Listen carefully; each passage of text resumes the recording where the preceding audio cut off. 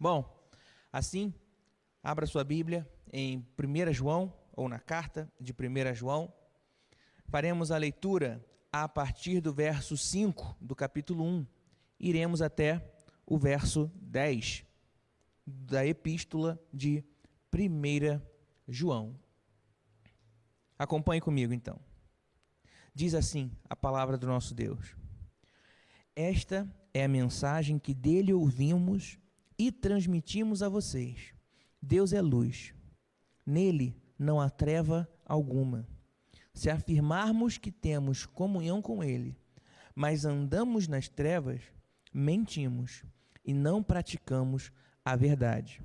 Se, porém, andarmos na luz como ele está na luz, temos comunhão uns com os outros, e o sangue de Jesus, seu Filho, nos purifica de todo pecado. Se afirmarmos que estamos sem pecado, enganamos a nós mesmos, e a verdade não está em nós. Se confessarmos os nossos pecados, ele é fiel e justo para perdoar os nossos pecados e nos purificar de toda injustiça. Se afirmarmos que não temos cometido pecado, fazemos de Deus um mentiroso, e a sua palavra não está em nós. Amém? Vamos ao Pai em oração. Senhor Deus e Pai, louvado seja o teu santo e bendito nome. Obrigado, Senhor, por tudo que tens feito, pelas bênçãos, Senhor, que temos gratuitamente no teu amado Jesus Cristo. Obrigado pela comunhão dos santos, que temos também graças a Jesus Cristo. Senhor, em nome de Jesus, nesse momento, abre, Senhor, os nossos corações, torna-nos, Senhor, atentos a ouvir a tua palavra, repreenda o inimigo e nos torna, Senhor, sensíveis a teu Espírito Santo, para que possamos compreender, interiorizar as tuas palavras e assim praticá-las, Senhor, no dia a dia. Pedimos isso, Senhor, em nome de Jesus Cristo. Amém. Amém, meus irmãos? Bom, à guisa de introdução, é preciso contar uma pequena história a respeito deste que vos fala. Quando criança, eu tinha o costume de fugir o máximo possível de realizar qualquer tarefa em casa. Não é bonito? Eu não me orgulho, mas este é quem eu era enquanto criança. E a minha mãe, que sofria justamente com isso, quando precisava sair, ela costumava dizer: quando eu voltar, eu vou ver se a casa está limpa ou não, ou se você arrumou aquilo que você tinha para arrumar.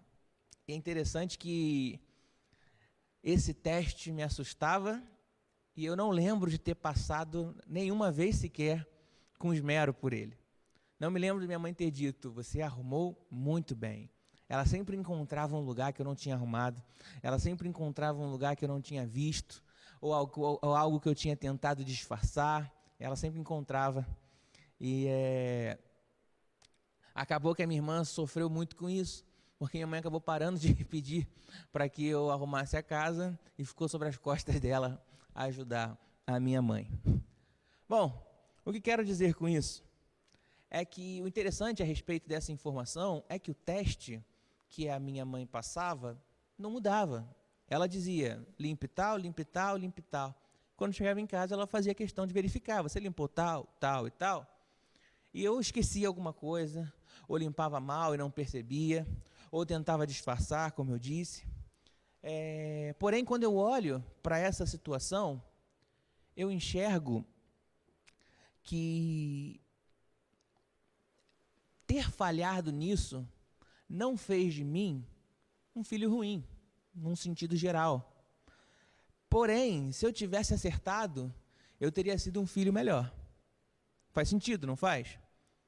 É algo um tanto quanto pequeno, porém, a repetição desse problema certamente causa conflitos, causa mágoa. Porém, quando a gente olha num sentido geral, a gente consegue enxergar que isso não é motivo para dizer se um filho é ruim ou se um filho é bom. Todavia, um filho que obedece atentamente à vontade do seu pai e aplica essa vontade de forma adequada, ele certamente é um filho melhor. E aí fica a nossa pergunta, meus irmãos, porque e quando falamos sobre Deus, e quando falamos sobre o teste para saber se temos comunhão de fato com o nosso Deus? Na semana passada, eu disse que há teólogos que consideram a Epístola de 1 João como um livro, ou uma carta de testes, para saber de fato se estamos em comunhão com Deus ou se somos de fato cristãos. E aqui fica a pergunta: se falhamos constantemente nesse tipo de teste, ser reprovado nesses testes quanto à comunhão com Deus Pai, ele é grave? Isso é um problema? Eu penso que sim. Eu penso que é um pouco maior do que não arrumar uma casa. Assim como eu, diante de minha mãe, não tinha desculpa para dizer que eu não a conhecia, eu não conhecia a sua vontade ou aquilo que ela queria que fosse feito da maneira certa, nós não podemos dizer ao Pai que não conhecemos a sua vontade, porque esse Deus fez questão de se revelar e ele revelou-se através de sua palavra. Portanto, vejamos o que João tem para nos dizer a respeito desse Deus que se revela.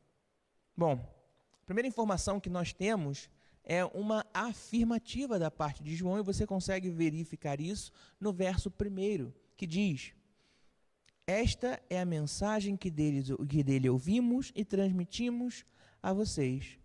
Deus é luz, nele não há treva alguma. João aqui, meus irmãos, ele dá um passo a mais, porque no verso 1 ele diz o que era, o que vimos, o que contemplamos, e agora ele diz, este que nós vimos e contemplamos, aquele que era, ele é luz. Ou seja, no verso 1, João ele está interessado em deixar claro que o Deus que ele serve é o Deus eterno, é o Deus todo-poderoso, é um Deus que de alguma maneira estamos distantes, pois não conseguimos compreendê-lo totalmente. Mas esse Deus ainda assim se fez carne, habitou entre nós, em seu Filho Jesus Cristo. Ou seja, ele nos dá duas dimensões sobre a pessoa de Deus: eterno, presente. Eterno na figura de Deus Pai, presente na figura de Jesus Cristo. E agora ele dá um novo passo, diferente, como eu disse, como eu citei na semana passada, de alguém que tenta sensibilizar alguém utilizando boas palavras. João não está preocupado com isso, e ele faz uma afirmativa.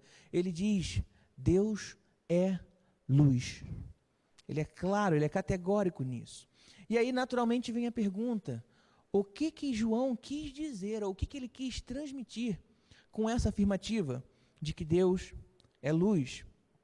Bom, não perca de vista, meus irmãos, que João está travando uma guerra contra o gnosticismo. Nós falamos isso na semana passada. Se você se esquecer desse detalhe, a sua percepção do texto, no sentido geral, ela pode ficar um pouco comprometida, ela pode ficar um pouco pendente.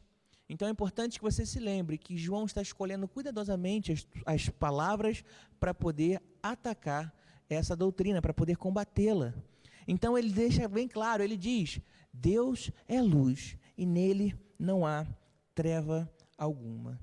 E é importante notar a raiz dessa informação, o motivo pelo qual João fala. Por que ele faz questão de dizer que Deus é luz? Ou melhor, por que ele está dizendo algo? A gente percebe isso a partir do verso 5. Ele diz que essa mensagem que ele tem para trazer, ele ouviu e por isso ele transmite da parte de Deus. Como também citamos na semana passada, ele cumpre aqui o que a gente chama de grande comissão, de Mateus capítulo 28. Ele está pregando o evangelho, transmitindo aquilo que ele sabe da parte de Deus para os homens.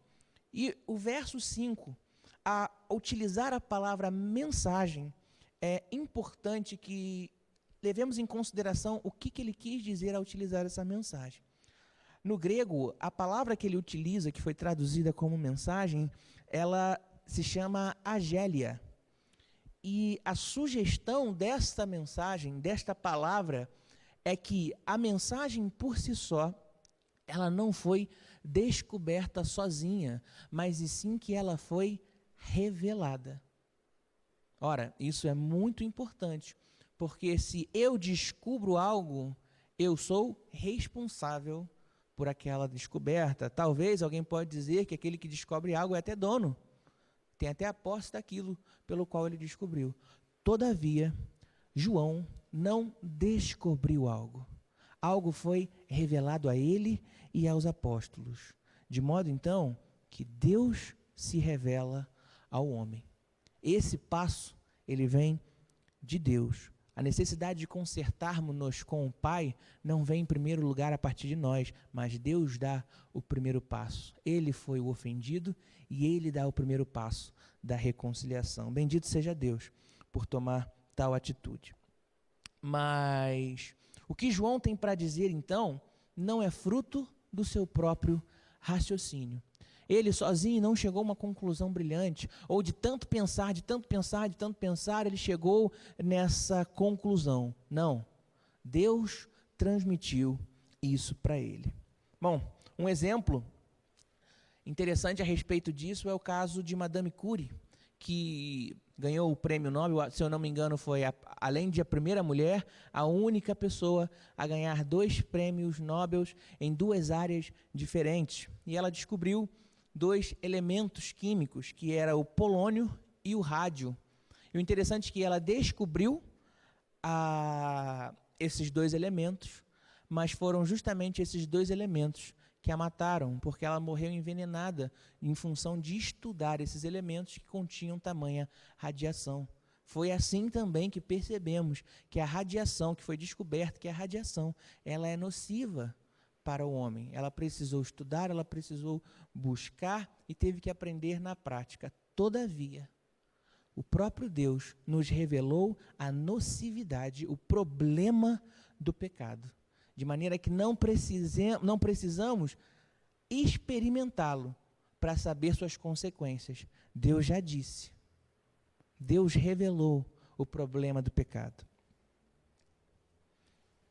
Outra coisa interessante a pensar a partir daqui, meus irmãos, é que se João então dedicasse a sua vida para compreender a Deus, sem que Deus desse o primeiro passo, ele estaria fadado a ter uma vida sem resultado, porque entendemos que é impossível um homem descobrir a Deus se Deus não se revelar.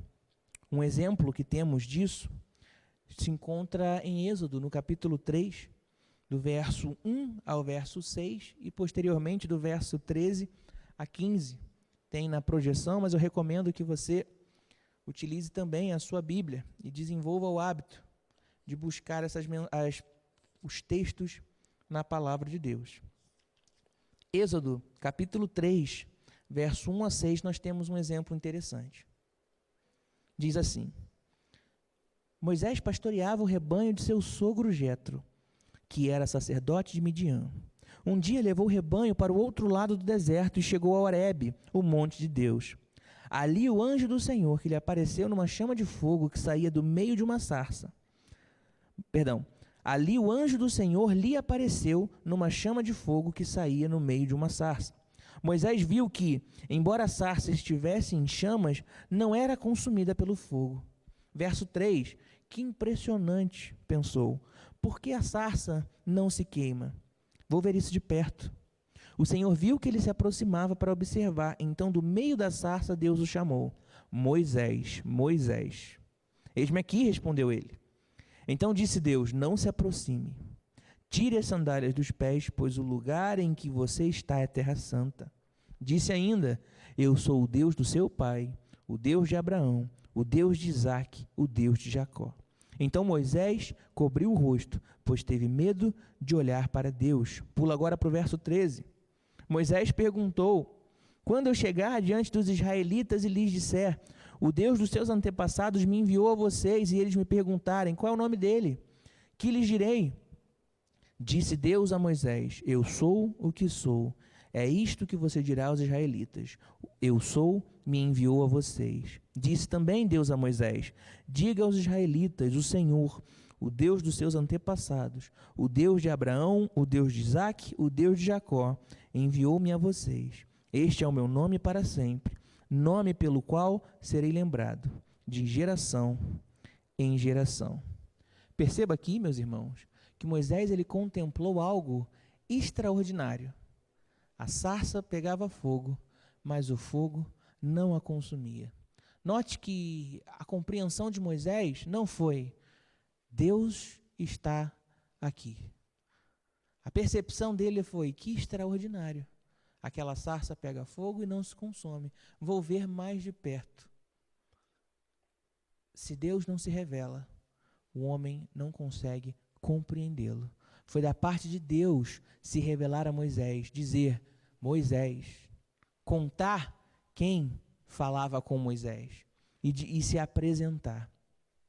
Se Deus não se revelasse, meus irmãos, na sua escritura, nós não poderíamos conhecê-lo. Todavia ele se revela, todavia ele fala conosco através da sua palavra, ele nos diz quem ele é.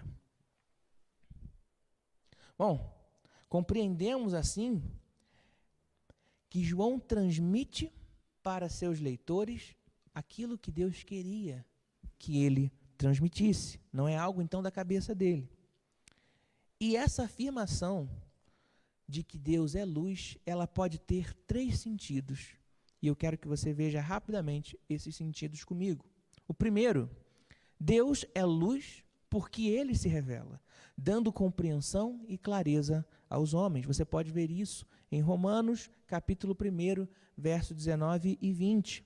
Creio que esse texto está também na projeção.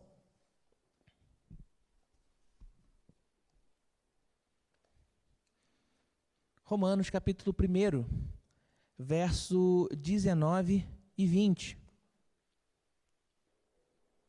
Você pode procurar também na sua Bíblia. Obrigado, meu irmão. Já colocou ali a nossa projeção. Diz assim, Romanos, capítulo 1, verso 19 e 20. Pois o que de Deus se pode conhecer é manifesto entre eles, porque lhes manifestou. Pois desde a criação do mundo, os atributos invisíveis de Deus, o seu eterno poder, a sua natureza divina, têm sido vistos claramente, sendo compreendidos por meio das coisas criadas. Pode parar aí. Ou seja, Deus é luz porque ele se revela, ele se apresenta, e a partir dessa apresentação nós temos clareza de quem somos e daquilo que de fato precisamos. Deus também é luz porque nada fica oculto aos seus olhos. Hebreus capítulo 4, verso 3, tem algo também importante a dizer a esse respeito. Hebreus capítulo 4, verso 13, diz assim: Nada em toda a criação está oculto aos olhos de Deus. Tudo está descoberto e exposto diante dos olhos daquele a quem havemos de prestar contas. Deus é luz também, porque ele é capaz de enxergar todas as coisas. Não há nada escondido diante do Altíssimo. Por fim, Deus é luz porque ele é santo e puro e, portanto, ele é incapaz de contemplar o mal. E agora você pode ver Abacuque, capítulo 1, verso 13, parte A, que diz: Teus olhos são tão puros que não suportam ver o mal. Não podes tolerar maldades. Esse é o nosso Deus. Portanto, se Deus é luz, não há nele maldade, mentiras, nem silêncio em ocultamento, pois como está escrito em Isaías capítulo 9, verso 2, o povo que caminhava em trevas viu uma grande luz. Sobre os que viviam na terra da sombra da morte, raiou uma luz. Deus, de fato, ele é luz sobre todas as coisas. Ele nos dá conhecimento sobre quem ele é. Compreendemos que nada fica oculto diante dos seus olhos. E, por fim, que ele é incapaz de contemplar o mal. Ele não tem parte com aquilo que é mal. Algo que precisamos entender a respeito de Deus. Bom, caminhando, nós vemos no verso 6 de 1 João a seguinte informação. Se afirmamos que temos comunhão com Ele, mas andamos nas trevas, mentimos e não praticamos a verdade. Ora, aqui há algo interessante. A partir do momento que João estabeleceu uma informação, que é Deus é luz, ele vai para uma conclusão. Ora, se Deus é luz, e nós afirmamos que andamos com Ele, mas andamos em trevas, então algo está errado.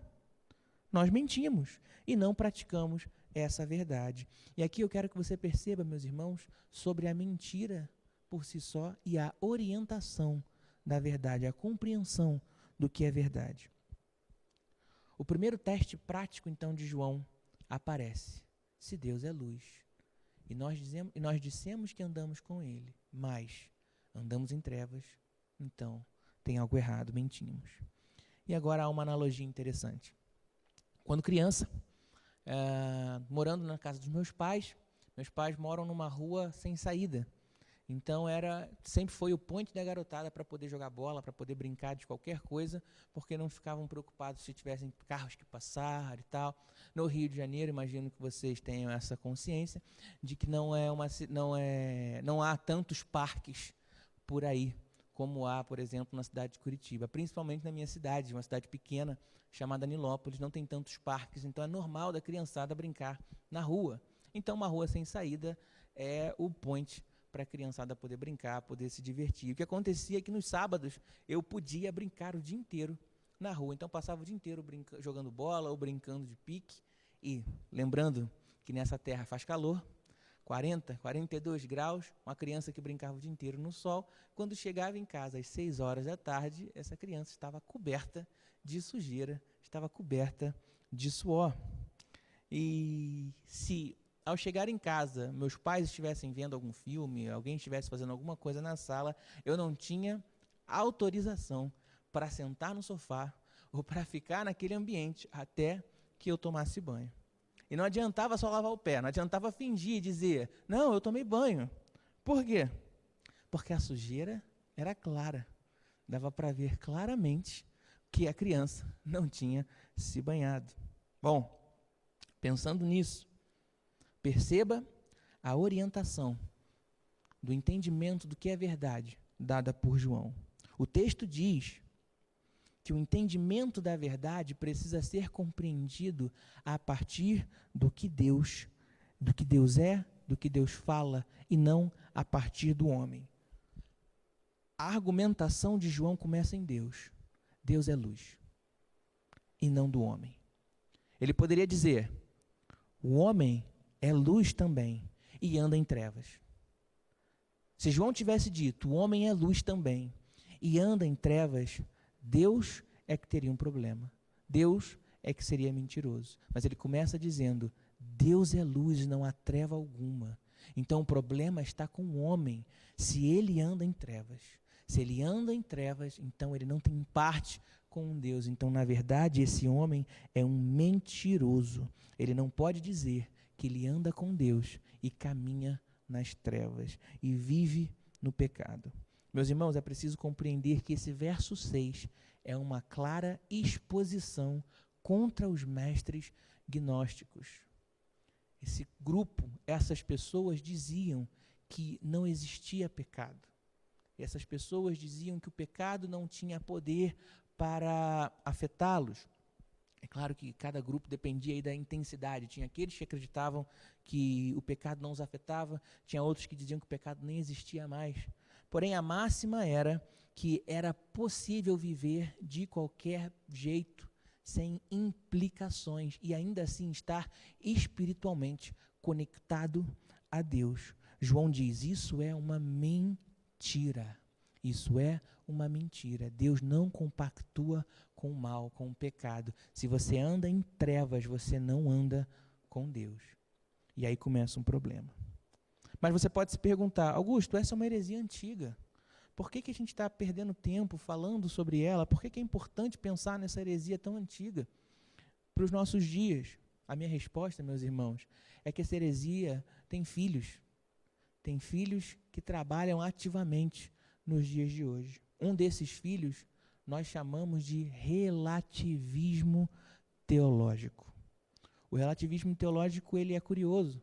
Você já deve ter ouvido na boca de muitas pessoas e não ter percebido do que se tratava.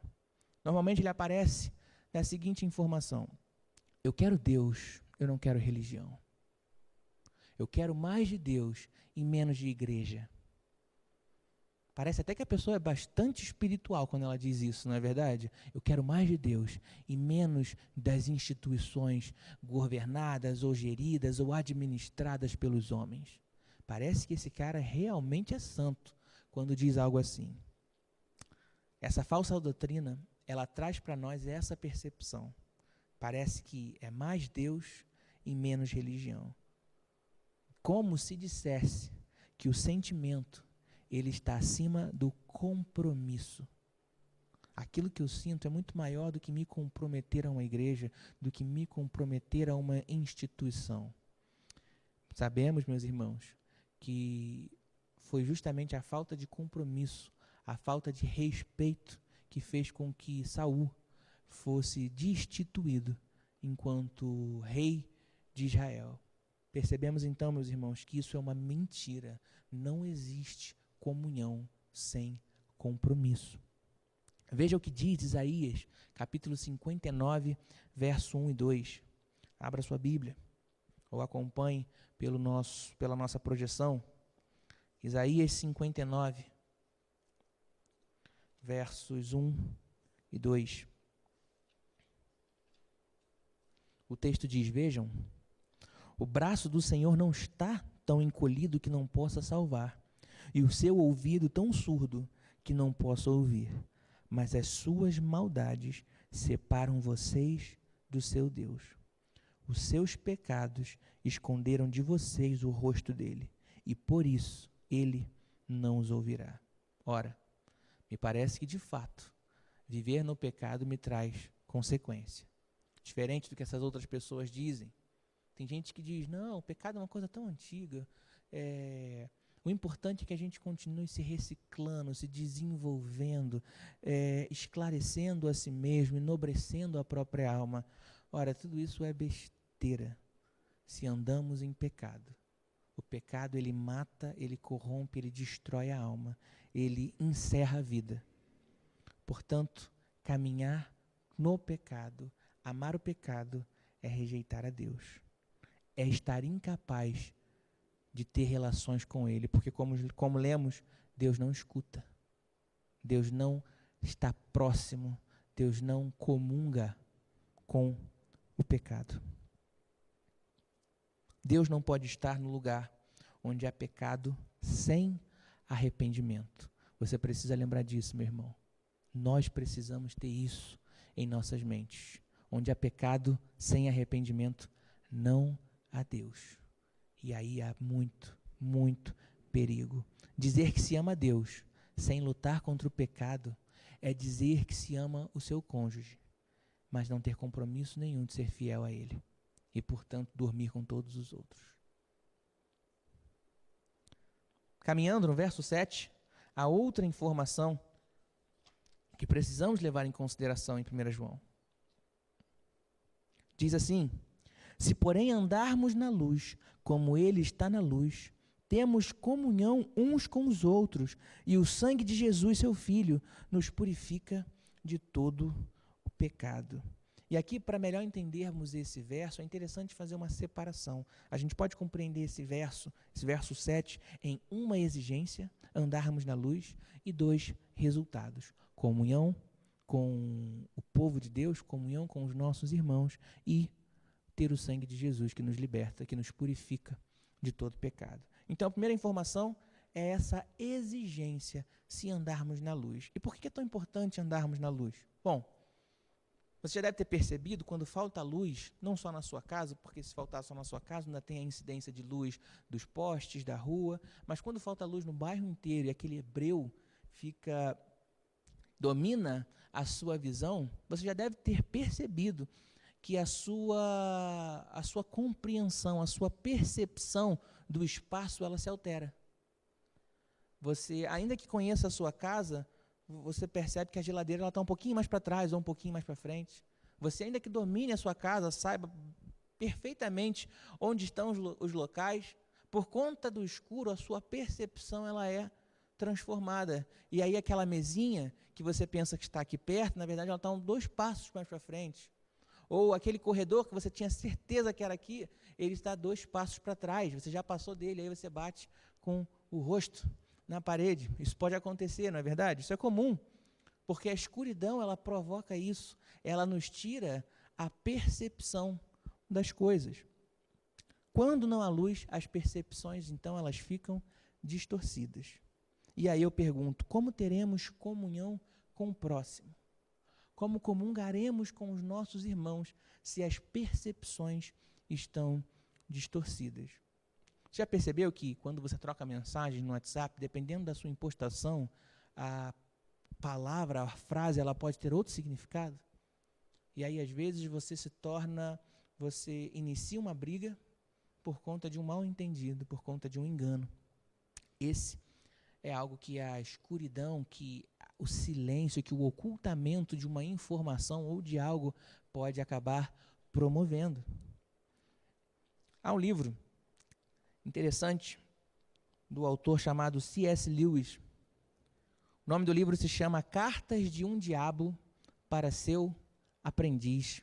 E aqui nesse livro, C.S. Lewis, ele faz uma interpretação como se o inferno fosse de fato uma grande empresa e os demônios, então, eles têm as suas patentes e ali eles conversam entre si e auxiliam mutuamente um ao outro para a destruição da humanidade, para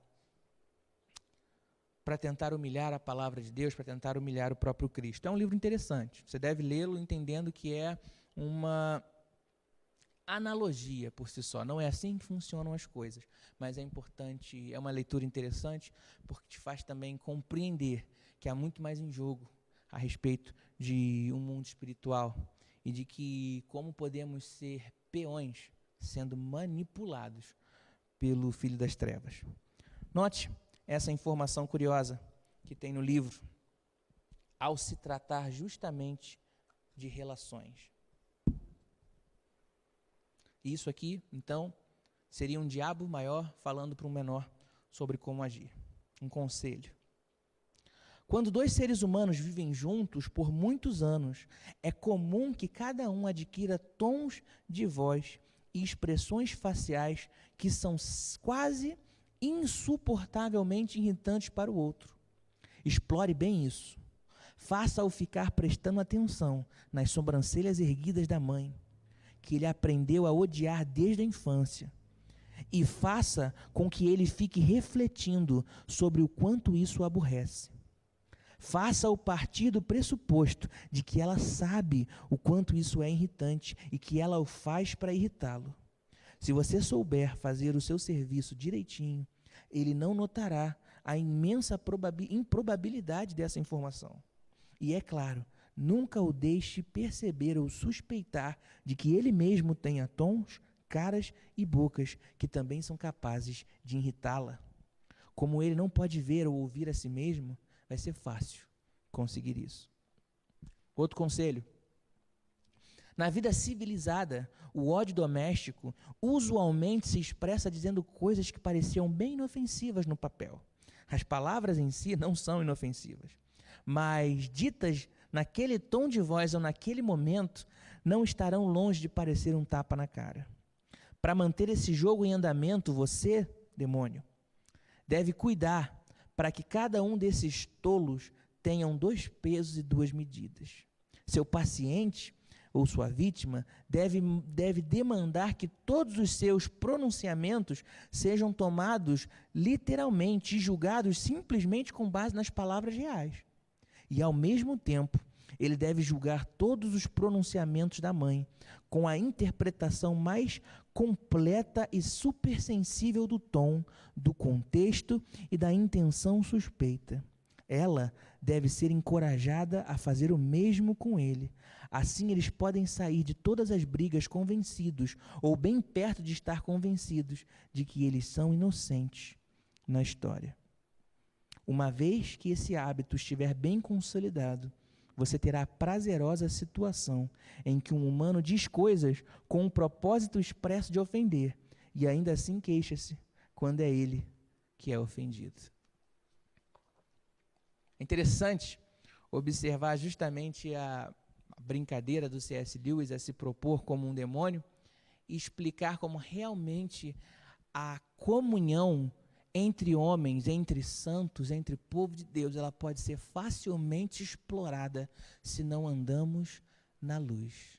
Se não andamos na luz, a influência dos nossos pecados, a influência do inimigo, qualquer tipo de influência externa que não seja do Senhor Jesus e do seu Santo Espírito, podem destruir as nossas relações. Então pergunto, se andarmos na luz, se não andarmos na luz, como poderemos comungar com os nossos irmãos? Se não andarmos na luz, somos presas fáceis do inimigo de nossas almas. Mas o texto continua, ele diz que caso você ande, se você andar na luz, um efeito natural é ter comunhão com seus irmãos. Ou seja, observe bem, um irmão que está sempre brigado com o outro. Por que motivo ele está assim? Não há espaço para perdoar? Não há espaço para haver amabilidade ou amor entre os irmãos? Percebam se de fato determinada pessoa está andando na luz. Pode estar sendo manipulada pelo inimigo. O Hernandes Dias Lopes ele traz uma afirmação interessante. Ele diz que a comunhão fraternal ela é resultado da santidade. Nas trevas, no entanto, não há comunhão, mas há cumplicidade, como se fossem um grupo de malfeitores ou uma quadrilha de malfeitores se reunindo para fazer o mal. Ou seja, se eu sou santo, a minha comunhão com o meu irmão, ela é facilitada. Um exemplo claro disso está em 1 Coríntios, no capítulo 8. Paulo, ele traz uma informação sobre como devemos nos comportar com relação à comida que foi dada ou oferecida aos ídolos. E Paulo diz que para os espirituais ou para os mais velhos, é certo de que Deus criou todas as coisas. Então, se orarmos e agradecermos a Deus e comermos, isso não nos faz mal. Todavia, e agora ele traz um argumento interessantíssimo, argumento de natureza de amor fraternal, e não mais da sua relação para com Deus. Ele diz que caso um irmão mais frágil que você, novo na fé, que não compreende ainda as Escrituras, ele se escandalize com a sua percepção, afaste-se disso. Deixe de comer. Não seja, nas palavras de Paulo, pedra de tropeço para o seu irmão. Eu já comentei isso alguns meses atrás, mas aquela moça Andressa Urach, ela abandonou a igreja e disse que se sentiu mais usada no meio religioso do que na prostituição. Uma moça fraca na fé. Não percebeu e foi manipulada.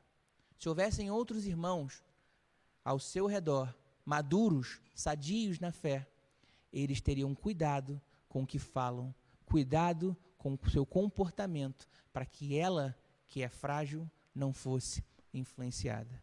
Meus irmãos, no nosso meio, quando cantamos, quando louvamos, nós não percebemos, mas há cristãos mais frágeis, há cristãos mais fortes, há alguém que está num passo maior de espiritualidade, há outros que estão num passo anterior, e nós precisamos amá-los. Paulo diz, se ele se escandaliza, se ele se enfraquece, se ele entende que isso pode ser errado e te admira tanto e acaba enfraquecendo com isso e tentando ou tendo a intenção de abandonar a fé, pare de fazer isso. Note que você não está ganhando nada com isso. Isso não tem a ver com a sua relação para com Deus, num primeiro sentido, mas da sua relação para com seu irmão. Se você é tão comprometido com a santidade, você vai parar de fazer qualquer coisa que possa vir ou levar o seu irmão a te mal compreender e, portanto, enfraquecer na fé. Mas o texto continua, um segundo resultado é que se andarmos na luz, o sangue de Jesus nos purifica de todo pecado. E eu confesso que aqui, meus irmãos, eu tinha uma dificuldade ao ler esse verso, ao compreender o verso 7, porque eu achava que eram todas questões condicionais. Eu achava que eu tinha que andar na luz e eu achava que eu tinha que amar o meu irmão e aí então o sangue de Jesus me purifica de todos os pecados. Só que a informação aqui é um tanto diferente.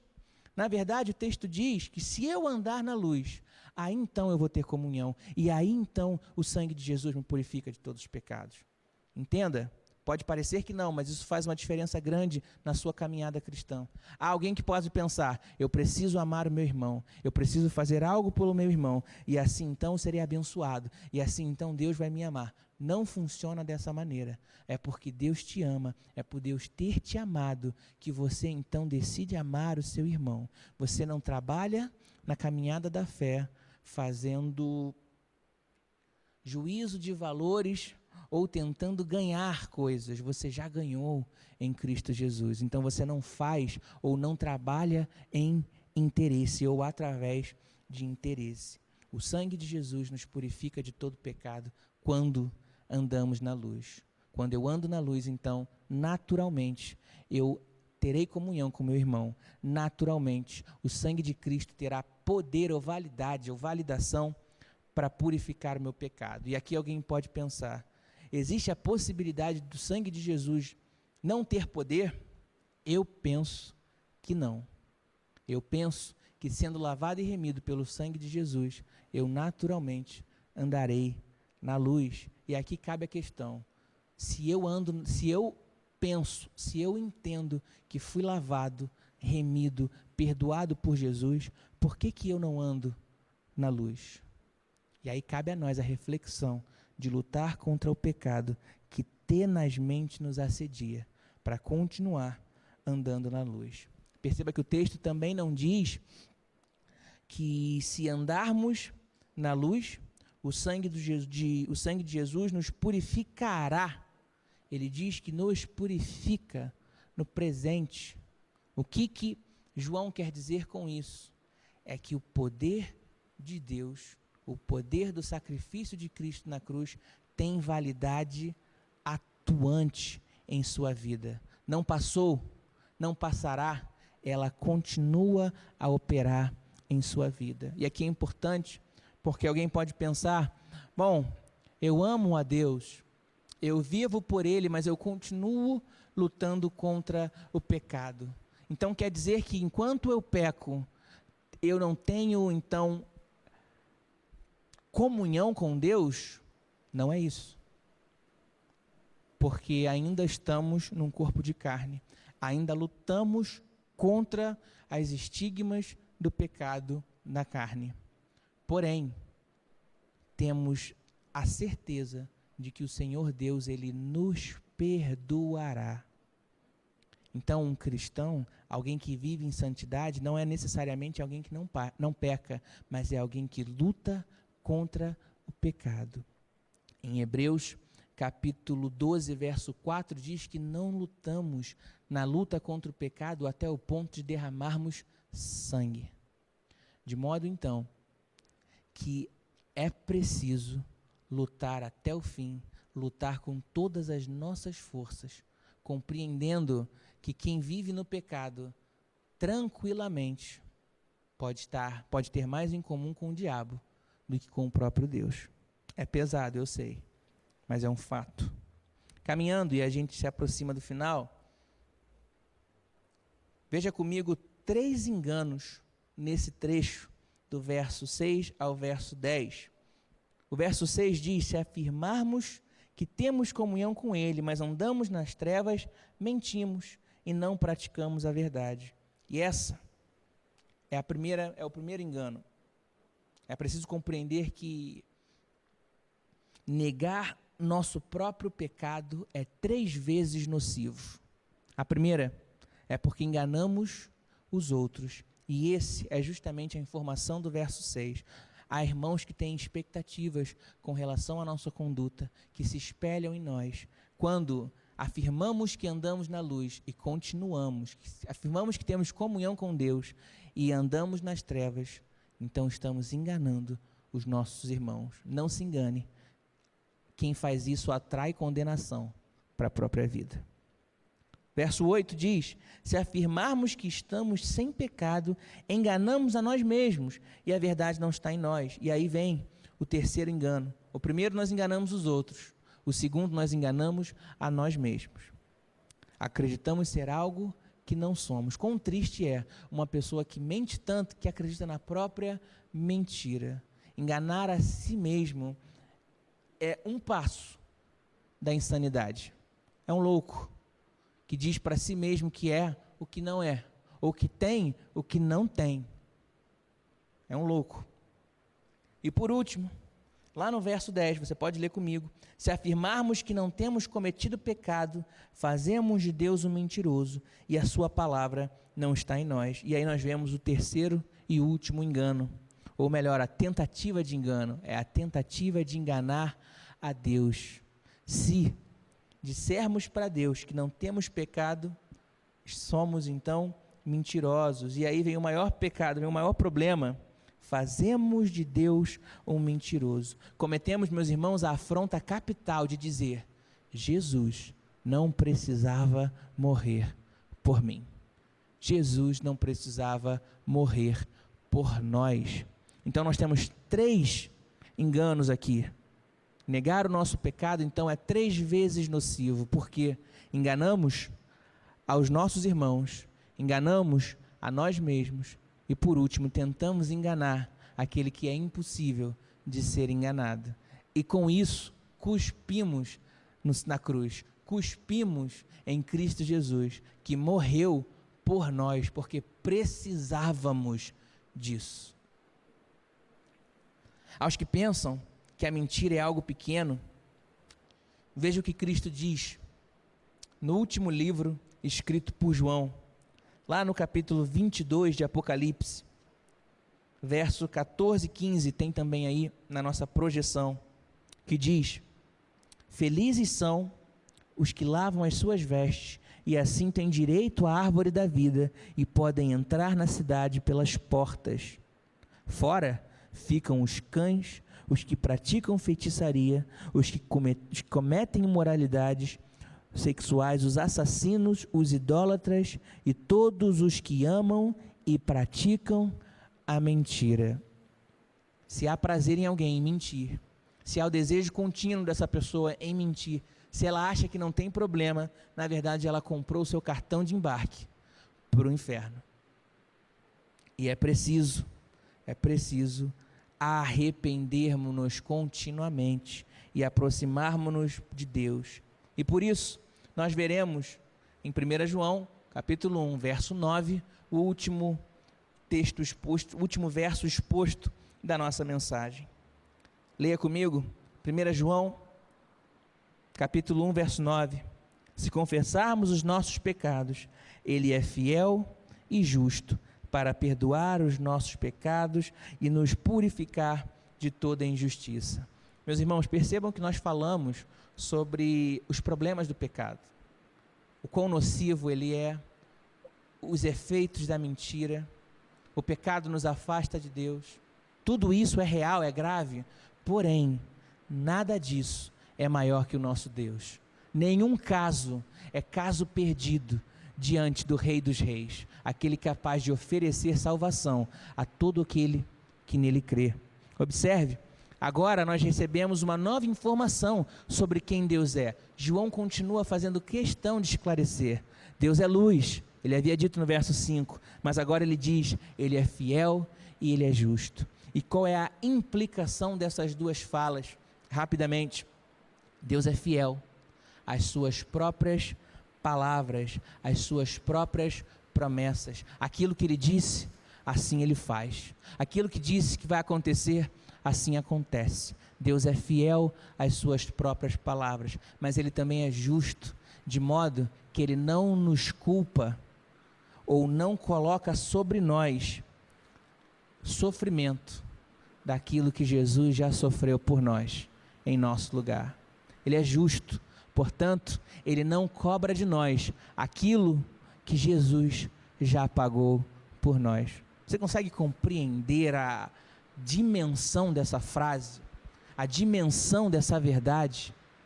Deus é justo e, portanto, você não será condenado, porque Jesus, o justo, o santo, Cordeiro de Deus, Rei dos reis, âncora de nossa alma, nascido de Deus, este pagou o preço, pelo qual hoje você tem o privilégio de dizer: eu vivo feliz, pois sou de Jesus, e já desfruto do gozo da luz. Você pode cantar ao Senhor.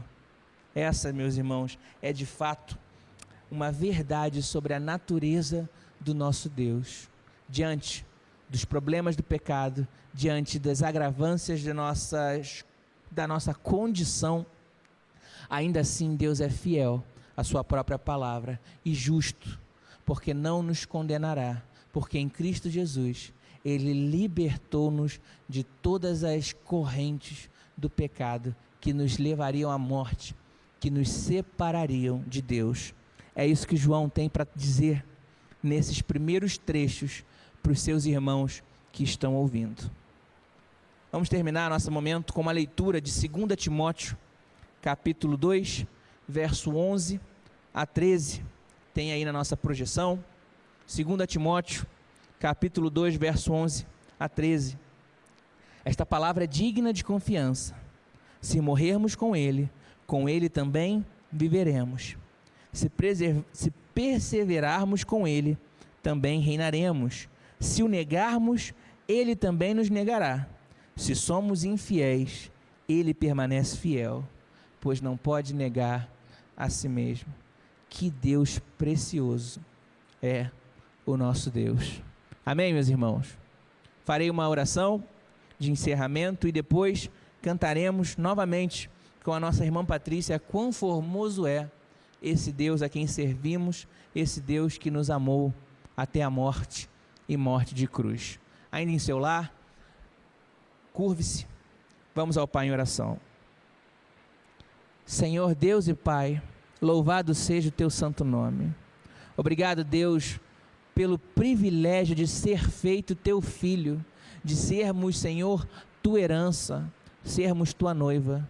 Obrigado, Jesus, pelo teu amor demonstrado na cruz do Calvário, porque ali obtivemos redenção verdadeira e compreendemos a possibilidade de caminharmos na luz, de termos comunhão com o Pai. Não fosse o seu sacrifício, não fosse o seu passo, Senhor, não poderíamos comungar com Deus Pai. Portanto, agora obtemos esse recurso, esse maior benefício, graças a Jesus Cristo. Obrigado, Senhor Jesus, por isso. Ajuda-nos, Senhor, edifica-nos, Pai, a andarmos na luz. Edifica-nos, Senhor, na verdade. Entendemos que a Tua palavra é a verdade. Portanto, Senhor, nos afasta do pecado, nos afasta, Senhor, de más companhias, nos afasta, Senhor, de todo engano e aproxima-nos, Senhor, de Ti, tão somente de Ti. Pedimos isso em nome de Jesus. Amém.